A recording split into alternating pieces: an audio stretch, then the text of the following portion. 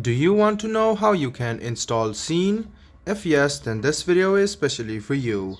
Hello and welcome to 1-2-Step. It's your host back again with yet another interesting tutorial video. In this video, I'm going to teach you how you can install Shein. Go ahead and open Play Store, which is on your phone. Go to the search bar and then search for Shein.